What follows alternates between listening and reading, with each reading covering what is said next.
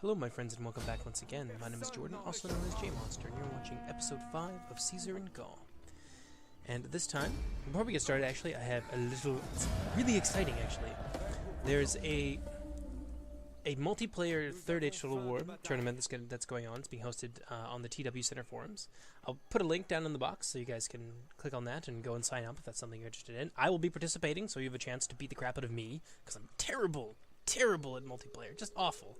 So that's something that you can rub in my face, and you know, I'll cry a little bit, but we'll all have lots of fun. And there's no, it's like I said, it's something for fun.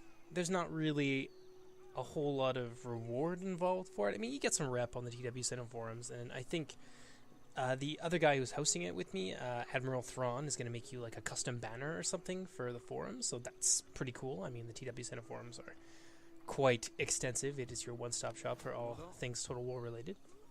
So I hope to see some of you guys there, and yeah, it's gonna be fun. Also,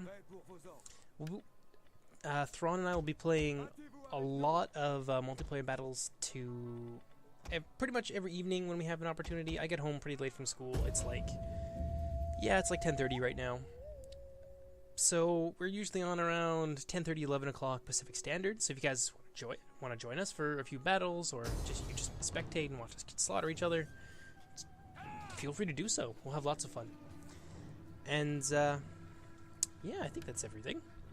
So this time around, we're going to be talking about the collapse of the Belgae, who, as you will remember, are tribes from the north of Gaul, close to the Rhine. So they are one of the peoples that are in constant conflict with the Germans. So they're very battle-hardened. And Caesar receives dispatches from one of his generals, Labienus, while he is away in Italy during the winter, which is, I believe, when the assizes in northern Italy are being held for governorship and that sort of thing. So Caesar has to be there. It's obligatory. And his dispatches from Labienus confirm what everyone has been telling him, that all the Gallic tribes whose territory compromises about a third of Gaul, up in the northern third of Gaul, were conspiring against the Romans and exchanging hostages. And their action was said to be due to two causes. In the first place, they were afraid that if all the rest of Gaul was subdued, our troops would advance against them. Probably true, because I think it's becoming clear to people at this point that Caesar has conquered and pacified so many tribes that he probably has ambitions about, if not expanding the Roman province, taking over all of Gaul. But secondly, they were instigated from various motives by a number of Celtic Gauls. Some of these were much annoyed by the sight of a Roman army wintering in Gaul, eating up their winter stores, for one. So yes, I could see that being very annoying. And establishing itself there, violating their sovereignty. Sovereignty? That's a hard word to say. As they had been by the continued presence of the Germans in the country. So yeah, they've basically exchanged one conqueror in their eyes for another, so that makes sense. Others, fickle and inconstant, Caesar calls them, merely hankered after a change of masters. I doubt that very much, that they're just fickle and more they're feeling kind of imposed upon, because the Romans have consistently defeated numerous Gallic tribes and their allies in battle, which kind of subtracts from their military prestige, which they are quite fond of. So it's a blow to their pride, but it's also, they have to feed thousands upon thousands of extra mouths for the entire winter, and that's got to be a burden, especially if crops aren't what they normally would be, given all of the warfare that's been going on all over Gaul. But anyway, there were some, according to Caesar, there were also some adventurers who saw that under Roman rule they could not find it easy to usurp thrones, as was commonly done in Gaul by powerful men, and by those who could afford to hire mercenaries. These alarming reports induced Caesar to raise 2 new legions in Italy, and send them in the spring to Gaul under the command of Quintus Pedius, one of his generals. As soon as forage began to be plentiful, he joined the army in person and instructed the Senones and other tribes whose territories bordered on that of the Belgae to find out what was going on among them and inform them, inform basically on their countrymen to Caesar. As the reports all agreed that troops were being levied and concentrated, he decided that he must take offensive action immediately. And after arranging for a supply of grain, he broke camp in in a fortnight was on the Belgic frontier. On his arrival, which, owing to the speed of his march, was quite unexpected, as I said, Caesar will constantly, throughout this campaign, surprise the crap out of his enemies by marching huge distances with forced marches. But anyway, upon his arrival, owing to the speed of his march, which was unexpected, as I said, the Remi, the nearest of the Belgae tribes to Celtic Gaul, sent Icius and Andemcombogius, the leading men of their tribe, to tell them that they placed themselves and all they possessed under the protection and at the disposal of the Roman people. They explained that they had taken part in no conspiracy with the rest of the Belgae had planned against the Romans, and that they were ready to give hostages, obey his orders, blah blah blah, basically get down and lick his boot. Which you can, I would be inclined to look at this as just I don't actually know what the Remi's standing in Gaul is among the Belgic tribes at this time, but I would imagine they're probably either a medium or smaller tribe with great ambitions of gaining more power over their countrymen, because as you'll see here as we break down the numbers of the soldiers that the various tribes could allegedly field in any case, you'll notice that a lot of them are quite large, and that the Remi are probably not one of these. So it looks like they are betraying their countrymen because they know that if the Romans win, because they went over to them early and helped them all throughout their campaign, that they will be richly rewarded, probably by becoming overlords and filling in the power vacuum that's going to be left by a conflict with the rest of these large tribes. So that is something, it's something very almost scummy about that, although I don't know, maybe that's just me being anachronistic a little bit here, because you should stick with your countrymen and that sort of thing. But of course, I don't know, the Gauls were tribal, right? So there is no concept, or at least not a desirable concept, of a unified Gaul. In fact, they don't like the idea of having a king, because it does limit the power that individual princes can wield. So it makes sense. Yeah, this is cool. A little bit of like politics here, power politics. But as they said, the remainder of the Belgae were up in arms and had been joined by the Germans living on the Gallic side of the Rhine. And all of them were possessed by such fury that even the Suessones, their own near kinsmen who enjoyed the protection of the same laws themselves and obeyed the same king and the same magistrate, had refused to listen when they tried to deter them from joining the movement. On being asked for the names of the tribes that had taken up arms and the particulars of their numbers and military strength, the envoy stated that most of the Belgae were descended from tribes which had long ago come across the Rhine from Germany and settled in the Gallic part of, or in the Gallic half of the Rhine, on account of the fertility that they enjoyed, and probably also because the Suebi enjoyed a position of prominence across the Rhine, and they were warlike and expansionist. So yeah, why not move the hell out of Germany, right? But the Belgae, they said, were the only people who, half a century earlier, when all the rest of Gaul was overrun by the Teutoni and the Cimbrii, who were Germanic tribes, prevented the invaders from entering their territory, recollection of which made them assume an air of much importance and pride themselves in their military power. Regarding their numbers, the Remi professed to have detailed ties by blood and marriage, and knew the strength and contingent that each had promised in the general council of the Belgae. The most powerful of all, they said, were the Bellovaci, or Bellowaki.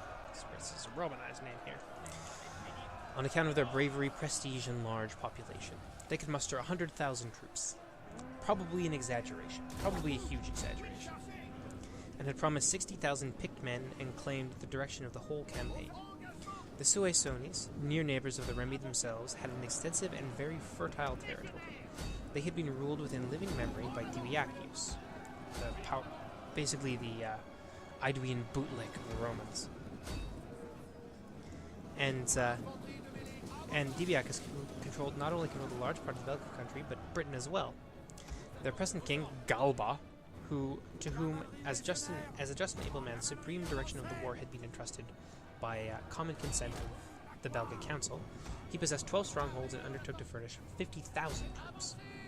An equal number was promised by the Nurii, who were considered by the Belgae themselves to be their fiercest fighters, and lived the farthest north. We're actually quite close in terms of our position on the campaign map to the Nervii, and we'll probably come into conflict with them pretty soon, which is I'm actually looking forward to, and you'll see why.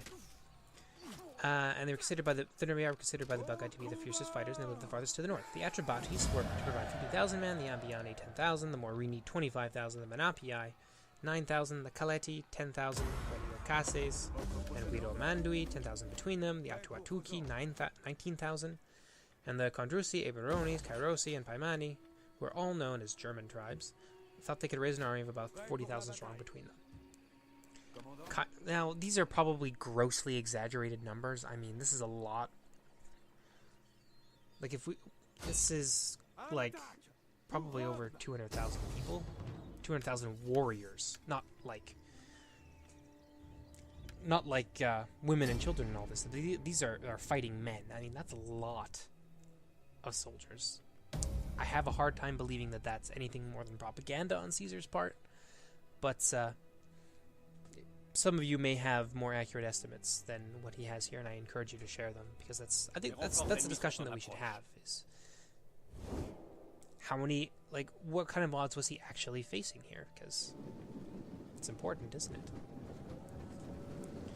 Because it's important not because it's like, oh, the battle is so much less epic this way. It's important because it's thinking critically about what people say and why, and which is something immensely important that we as passionate, students and enthusiasts of history should probably learn to do properly, I think.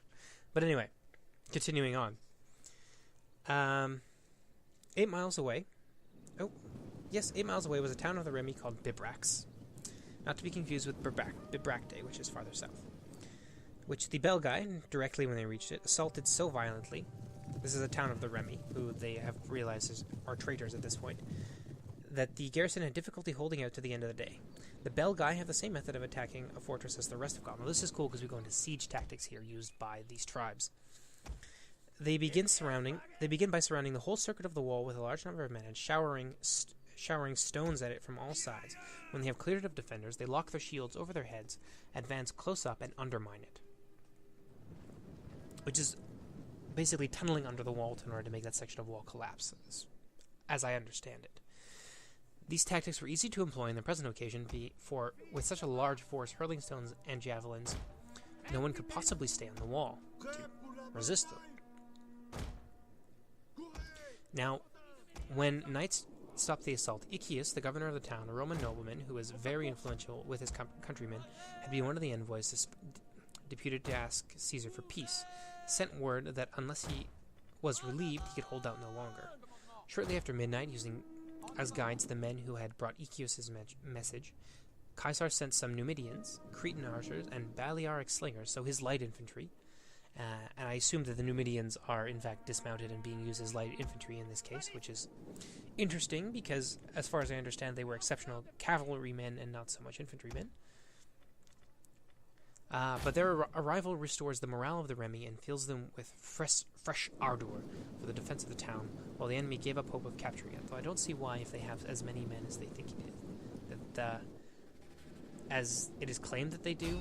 And I'm curious how they managed to slip all of these numerous contingents of Roman light infantry into the town if it has in fact been completely surrounded. But anyway. As I said, their arrival restores the morale of the defenders, and the enemy gives up.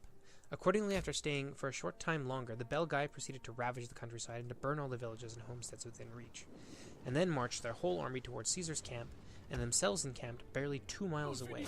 The smoke and flame of their watchfires showed that their camp stretched for about 8 miles. Now that's a big camp. As the Belgic forces were very strong and had a great reputation for bravery, Caesar determined at first not to fight a general action, but he engaged every day in cavalry skirmishes in order to discover what the enemy could really do and how his own men stood up against him, which is wise. Because it's not like Total War. It's a lot different. You got to understand the strengths of your men and how best to use them, and how best, especially, not to use them. What I mean by that is, you're probably going to want to use your less experienced troops as reserves to support your more experienced veterans. Loyalty also plays a factor in deciding how you want to deal with your troops. Earlier, when we were talking about Caesar's encounters with Ariovistus and his German tribes, he didn't want to entrust his life to the Gauls, which is an intelligent thing to do. I mean, at least sometimes, I don't know if this is the case for everybody, but I personally sometimes run into the trap, I guess, of viewing soldiers the same way that I view my soldiers in video games, and that's definitely not the case. They're much different from that. So, yeah, it's a bit of a tangent, but it's something to consider when, just in general, really, when thinking about warfare, is that they're made of people. Soldiers and are people, and units are made up of individuals. So, hey, anyway. As I said, Caesar was determined not to fight a general action and engages in skirmishes to see what the enemy could really do and how his own troops are going to fare against them. The ground in front of his camp was ideal for deploying the army for action. The low hill on which the camp stood was of just the right width on the side facing the enemy for the legions to occupy in battle formation. On each flank it descended steeply into a plain, while in front of it formed a slight ridge that then sloped gently down. On either side of the hill, Caesar had a trench dug, running for about 650 yards at right angles to the line along which the troops would be drawn up, and placed redoubts and artillery at both ends of the trench, in order to prevent the enemy from using their numerical superiority to envelop his men. Now, I so wish we could do that in Rome too. Oh, how I wish that. Now, I'm going to digress just a little bit here and talk about this battle, as this is completely fantastic, and this is an excellent example of basically a double envelopment, because you can see that we're squeezing the enemy. They've bunched up here, and we're squeezing them on both sides, just absolutely crushing them. And at the same time, we're still taking pot shots at them with our artillery, which is excellent. Like, it's super accurate. It's just landing right in the middle of them, so that's perfect. Anyway, I thought that was beautiful, and I had to comment on that. So, apologies for my other digression here. But, yes, he has trenches with artillery on both ends in order to prevent the Gauls from using their numeric superiority to their advantage and overwhelming the flanks of his lines while his soldiers were fighting. He left the two newly enrolled legions in camp to be used as reinforcements whenever they were needed. As I said earlier, using your veteran troops as your frontline reliable soldiers, and then using the less experienced troops as that don't have the same amount of confidence as reserves to support your veterans as they're needed. As I said, he left the two legions in camp to be used as reinforcements, and then drew up the other 6 in front in line of battle. The enemy also had marched out and deployed for action. There was a small marsh between the two armies. The Belgae waited in hopes that our troops would try to cross it, and our men stood with weapons in their hands, ready to pounce on them at disadvantage if they attempted to cross first. While in the meantime, a cavalry skirmish went on between the two lines. Since neither side would make the first move, as soon as the cavalry fight ended in favor of Caesar and the Romans, Caesar leads his infantry back into camp.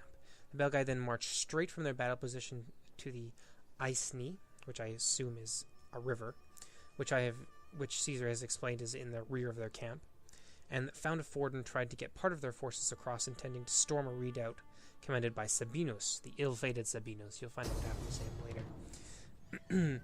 And break down the bridge, or, failing this, to deprive us of a very useful source of supplies for the campaign by devastating the land of the Remi and to cut our communications. Which is clever, actually.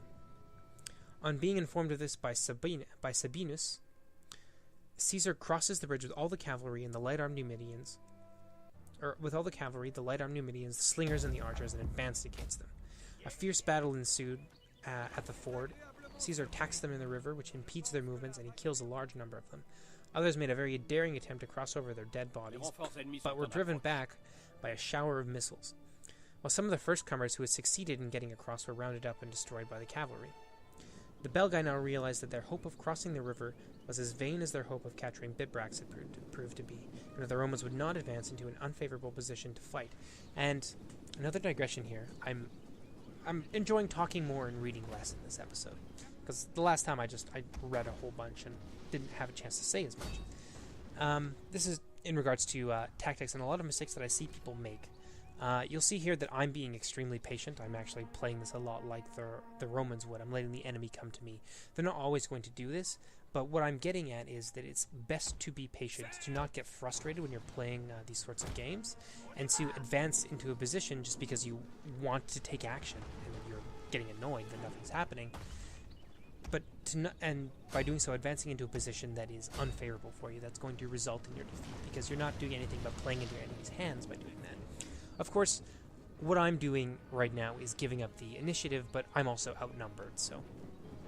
And there's not much to be gained by being brash in this. Like, I'm not going to surprise the enemy and, you know, have an effect on their morale because it's a video game and that sort of thing.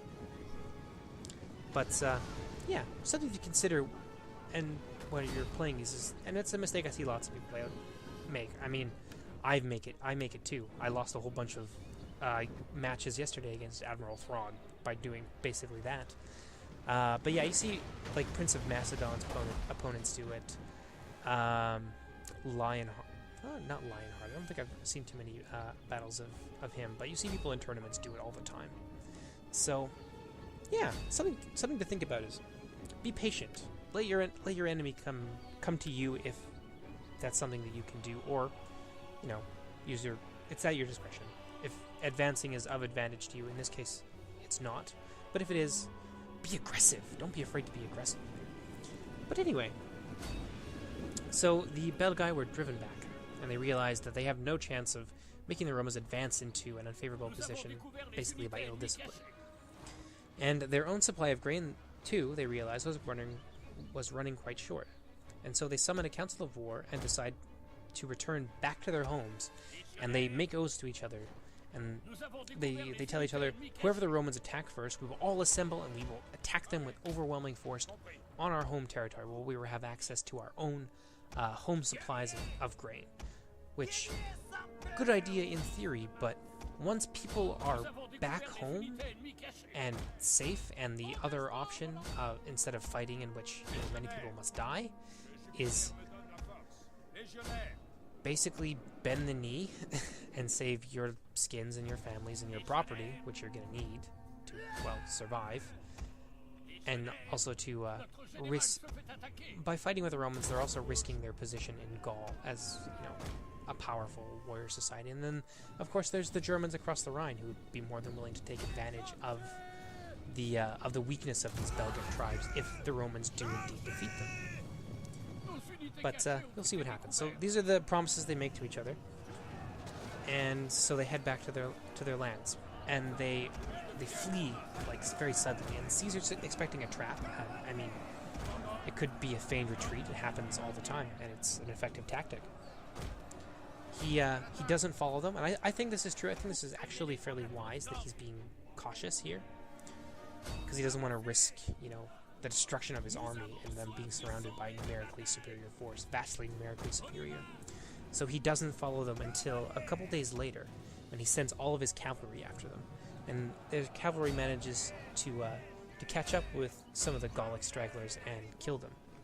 Kill a great number of them, apparently, but take that as you will. And in the same year, Caesar begins his piecemeal conquest of the Belgian tribes on their home turf. So the next day, after Caesar's men had killed many of the stragglers, before the enemy could recover from their panic, Caesar advances into the country of the Suessones, which adjoined that of the Remi, and by a forced march, yet another one, reached the fortress of Novio Dunum, which I think we took earlier, but we actually lost to these Germanic Confederation tribes. Being informed that it was not garrisoned, he tried to storm it directly when he arrived, but the width of the moat and the height of the wall enabled the few defenders to repel his assault. After constructing a camp, therefore, he formed a line of mantlets and set about the usual preparations for a siege. But the next night, before the preparations were completed, the whole fugitive army of the Suessones comes crowding into that place. They see these mantlets rushed up against the wall, earth shoveled in the moat, and siege towers, which the Gauls, because, these tribes... Gonna have to excuse me, I'm gonna have to stop myself there. I go on. I just keep going on. I don't even realize that the episode has ended. I just keep going and going.